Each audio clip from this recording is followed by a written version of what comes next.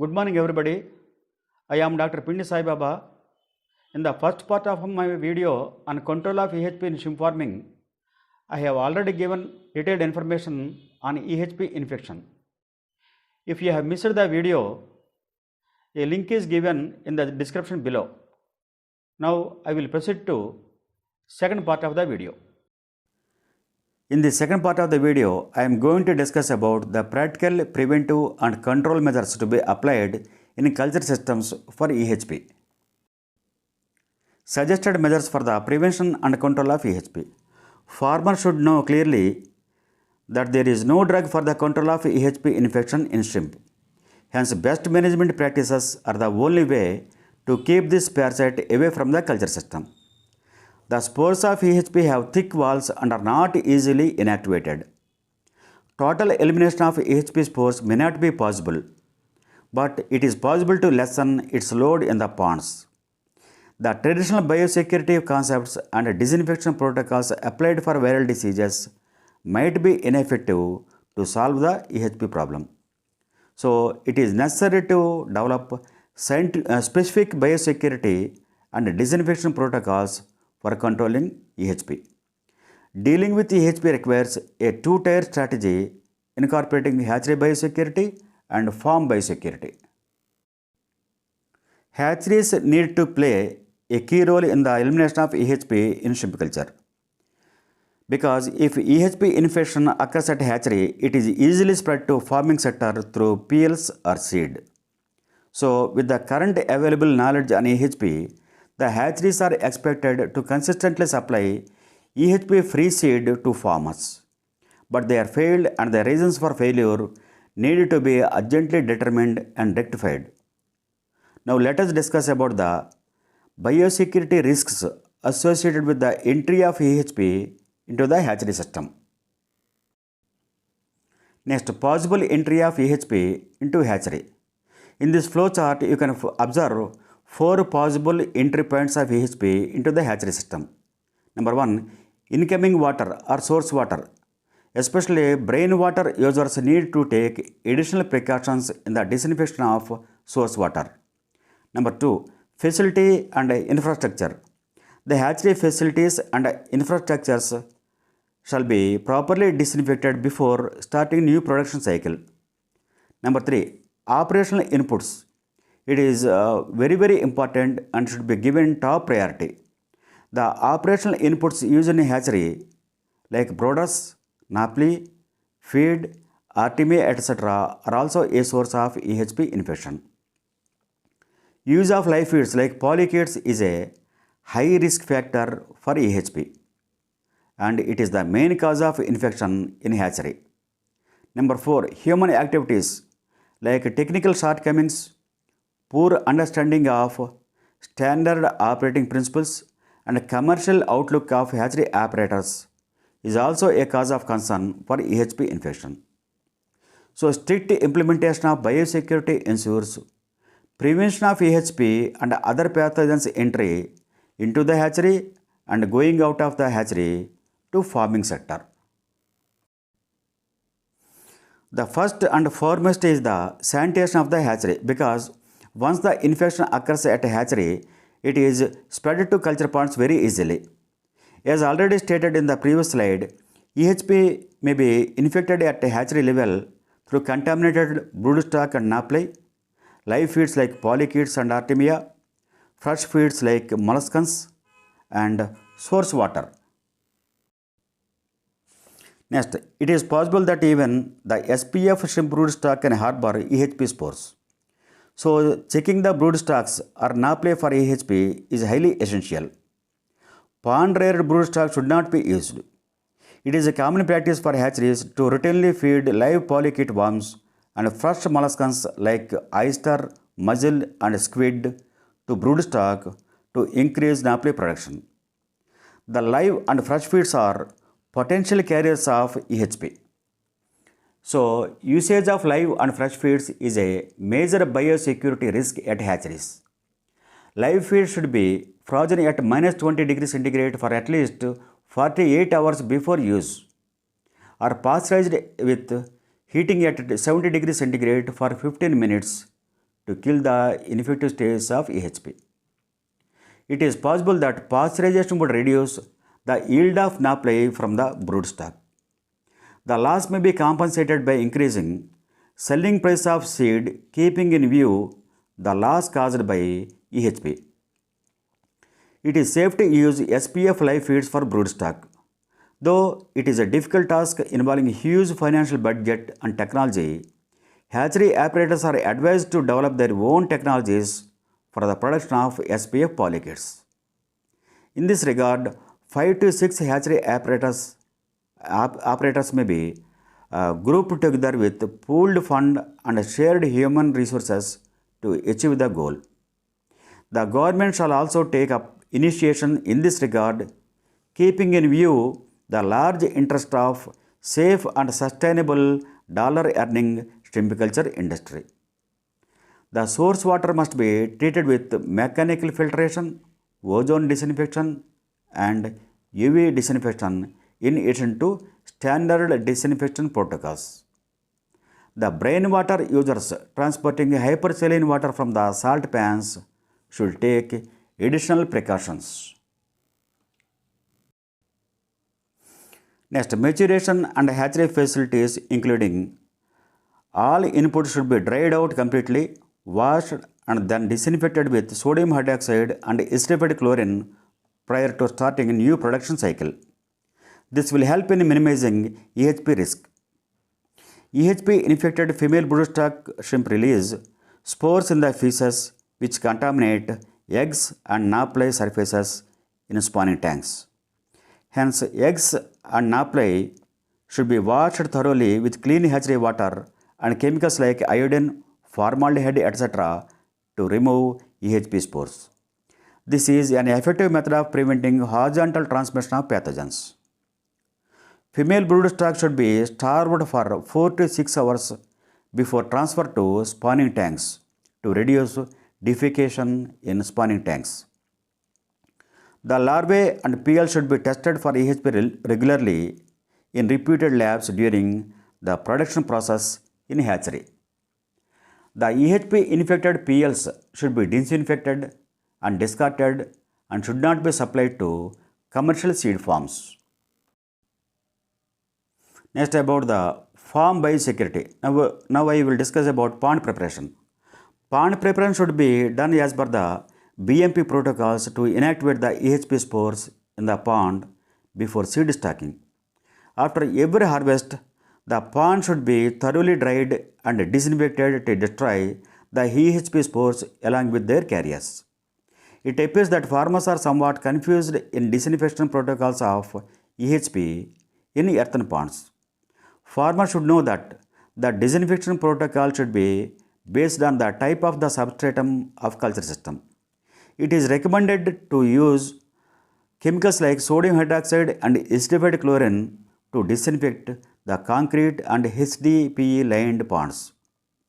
Burnt lime or calcium oxide can be used to disinfect earthen ponds, but not the chemicals.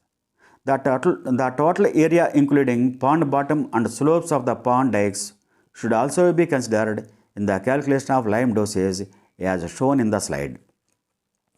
Some farmers are using sodium hydroxide, potassium permanganate, hydrochloric acid, formaldehyde, etc. to disinfect EHP infected earthen ponds. Such chemicals are not effective to eradicate EHP in earthen ponds, and moreover, they affect the soil quality and fertility. If EHP infected ponds are not properly disinfected, the spores build up in the pond that results in slower growth rate of shrimp. Next, it is recommended to disinfect EHP infected earthen ponds with calcium oxide or burnt lime at a dose of 0.6 kg per square meter, that is 7.5 tons per hectare, including pond bottom and dikes. Apply the lime properly on the pond bottom and slopes of pond dikes. Plow the burnt lime into the dry pond sediment to a depth of 10 to 12 centimeters and then moisten the sediment and slopes of pond dikes to activate the lime. Then again leave for 1 week before drying or filling. After application of burnt lime, the soil pH should raise to 12 or more for a couple of days. Then the high pH fall back to the normal range as it absorbs carbon dioxide and becomes calcium carbonate. Burnt lime at a dose of 0.4 kg per square meter, that is 5 tons per hectare, is cost effective. There is no significant difference in the pH values between the dosages of 0.4 kg per square meter and 0.6 kg per square meter. So farmers can conduct a test dose with a good quality burnt lime in a small area of pond before application in the entire pond.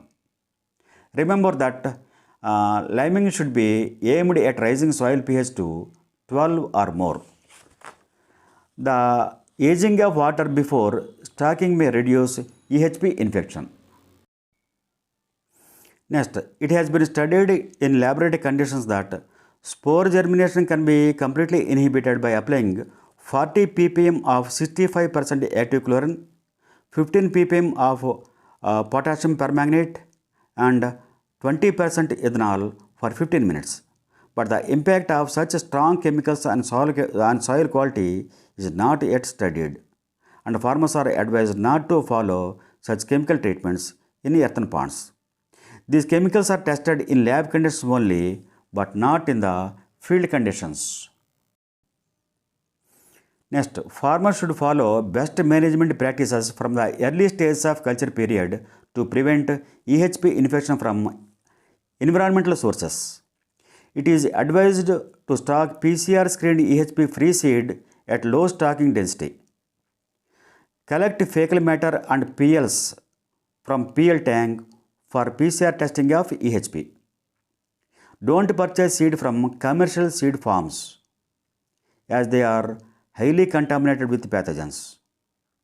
After stocking EHP native seed, shrimp in the pond should be periodically tested for health status and weekly growth rates. If early EHP detection is suspected, pond management should be changed to reduce horizontal spread of spores. For this purpose, reduce shrimp density by partial harvesting, increase water exchange, remove fecal matter, and dead or moribund shrimp to prevent cannibalism. Next, accumulation of organic matter in the pond should be prevented from the beginning of culture period. Application of fermented rice bran with yeast, jaggery, baking soda, some selective probiotic strains and enzymes is recommended for this purpose. It can be used alone or in combination with water exchange. Frequent water exchange may lessen organic matter and spore load in the pond. Farmers are advised not to bury the dead or moribund shrimp collected from the pond on the pond dikes, because the spores of EHP are highly resistant and may cause infections in future crops. In this photo, you can observe the burying of dead shrimp on the pond dike. It is not a good practice. Indiscriminate usage of medicines like immune boosters and mineral supplements should be avoided as they cause stress and toxicity to shrimp. Next, about the treatment. There is no drug for the treatment of EHP infection in shrimp at present. Other microsporidian parasite infections caused by Ecmasoma, Pleistopora, Theolohania, Amazon, and Perizia are typically treated with drugs. But those drugs are not effective against EHP infection because they target different tissues. Farmers are advised to be very cautious about anti-EHP medicines that have already entered the market. If the weekly growth rate is satisfactory in slightly infected ponds, crop can be continued. Next, conclusion. The control of EHP requires a holistic approach involving broodstock maturation centers, hatcheries, and grow-out farms. Main issues in prevention and control of EHP infection are Number 1, broodstock maturation centers. Live and fresh feeds, especially live polychaetes fed to brooders, are mostly contaminated with EHP. Number 2, hatcheries. Non-compliance with standard operating principles. For example, infected seed should be discarded from the hatchery. Some of the hatcheries do not discharge EHP contaminated seed and supply it to the commercial seed farms. Number 3, grow out farms. Negligence in seed selection and improper disinfection of EHP infected ponds. Due to lack of scientific awareness, farmers are not properly disinfecting the EHP infected ponds. Next, EHP has become a serious pathogen to shrimp industry. Practical on-farm control strategies need to be developed to solve the EHP issue. Research is in progress on the following EHP controlling strategies. Number 1, to better understanding of life cycle of EHP and identification of alternative carriers. Number 2, to know the EHP transmission pathways. Number 3, to disrupt adhesive mechanism between the EHP spores and hepatopancreatic cells of shrimp by some chemicals. Number 4, to inhibit germination of EHP spores, that is inactivation in the shrimp body. Next, summary of control measures. The following guidelines could significantly lower the risk of EHP. For hatcheries, biosecurity measures should be strictly implemented at both hatchery and farm level to keep the infection at control. Hatchery operators are suggested to review their EHP disinfection protocols and rectify the issues, if any, to produce disease-free PLs. Live and fresh feeds, especially for broodstock, should be frozen at -20 degrees centigrade for 48 hours or pasteurized at 70 degrees centigrade to kill infective stages of EHP. Steps to be taken by the hatchery operators to produce SPF polychaetes. Female broodstock should be starved for 4 to 6 hours before transfer to spawning tanks to avoid defecation there. Eggs or naples prior to stage N6 should be washed thoroughly with clean hatchery water and chemicals to remove EHP spores. Larvae and PLs should be tested regularly for EHP. EHP infected seed should be drained out and should not be supplied to commercial seed farms. Next, for growth ponds. Crop interval with the duration of at least 60 days between two successive crops is suggested to minimize infection. Keep pond bottom clean and remove accumulating organic matter that could act as spore reservoir. Prior to stocking the ponds, especially for the EHP infected ponds, treatment with quicklime or calcium oxide is recommended to reduce infection. The aging of water in a pond before stocking and water exchange during growth period may reduce EHP infection. Stock PCR screened EHP free PLs at low density. Test the PLs and fecal samples of PLs for EHP infection. After stocking EHP native seed, the shrimp in the pond should be periodically sampled and tested for health status and weekly growth rates. If early EHP infection is suspected, pond management should be changed to reduce horizontal spread of pathogen. Next, a final word. In the present scenario of shrimp industry, EHP disease remains as an ever-ending problem until the technology for SPF polychaetes production is developed. The control of EHP may not be possible till the total elimination of wild-caught polychaetes by SPF polychaetes in hatcheries. Effective disinfection methods should be developed for EHP infected areas. You can contact me for further details, if any, on this topic. I wish you all a happy and rich harvest in the coming season. Thank you all for your kind attention.